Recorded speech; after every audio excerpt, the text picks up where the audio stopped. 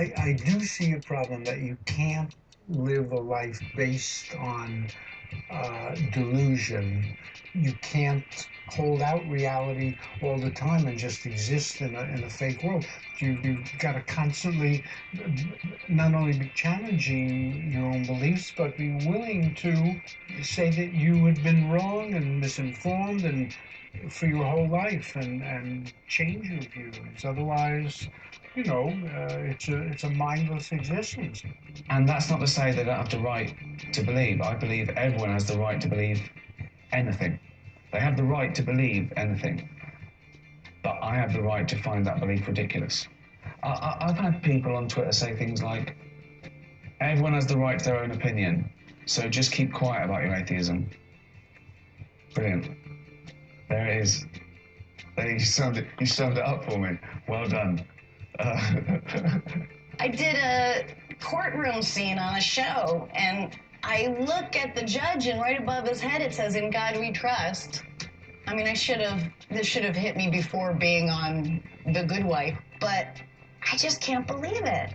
I just can't believe that's above that in 2012, that's in our court system. These notions aren't shared by everyone in America.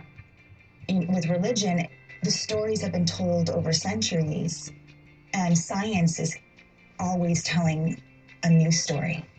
And I think that that's what's hard for people who hold religion as the truth, to understand that science is something that's broader. It doesn't start 6,000 years ago. It starts 4 or 5 billion years ago. And that is there's a lot more information in there in the book. If we had a book, it'd be a lot thicker. And of course, we have seen backlash against scientific understanding of reality. We have seen it in many religions, not only in the United States. So I believe there's a great value in promoting this kind of work. People who like science are all drawn to it for the same reason. It explains the physical world. What is this stuff? Is it the last word on what reality is and what the physical world is? I don't know, but if it's not the last word, it's at least the best word. In our increasingly complex scientific and technological civilization, many policy issues require scientific knowledge. How then can the public exercise democratic control if it doesn't understand science? I think it's very important to advance the pro-science view in the modern world.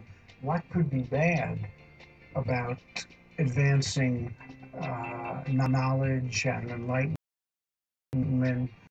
It can only be a good thing. If you don't get that there is some objective place from which we can all start, which we call science, a place where we get rid of our biases and get back to what we can observe, if you don't think that's the best place to start these conversations from, then where do you start them from? You have to start from, well, my evidence shows that gay people are just like me and they love each other, or that women are smart. The magic book kills discussion. You know, I went to Israel for the first time the summer before last. But people always say, oh, you go to Israel, you're going to be changed forever. Like, you're going to feel so connected. And I didn't feel that at all. I went, it just was so, when I saw the Western Wall especially, and that this much room is for the men and this much room is for the women, and they said cover your shins and cover this up or people will throw rocks at you, you know, and it's just like, I just felt like, f you. All I felt was f you. I didn't feel connected to anything because it wasn't including me as an equal. It's the rules, it's the arbitrary rules. He gave you free will. Well then why is he sending me to hell for using it? He moves in mysterious ways. I mean, moves in mysterious ways. That is the philosophical equivalent of going, nah, running away. I don't, you know, it's strange, moves in mysterious ways. What's the difference between a random God and no God at all? That's what I'd say. I think people don't really believe in this event. I've been to many funerals in which the priest has spoken of an afterlife, and even the people who are there are sobbing profusely.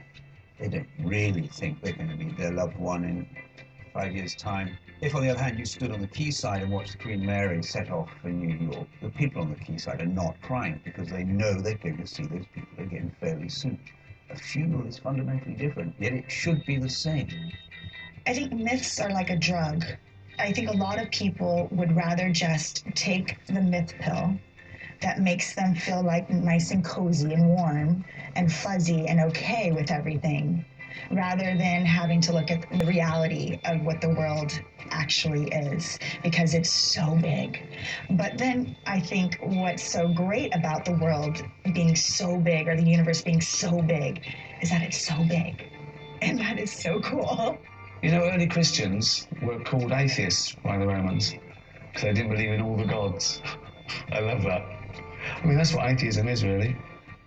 It's the belief in one less God than you. The whole forward movement of trying to do this thing, give people the opportunity to be educated to a point where they don't have to lean on stuff that's probably not there, is a worthy cause. You have to be able to offer someone alternatives to the way they view the world, or how can they learn something? I mean, you can't keep teaching someone something they already know. If you are so attached to your belief system that you stop listening out of fear of that being challenged, you know, or shaken, you're dead. Most scientists are not up for this game of taking on these things and having it become a forum. But once you start to step up in front of doubters, who's, it becomes this idea of, really, can you change people's minds from this debate? Or are you just like taking rocks and bashing each other's brains out?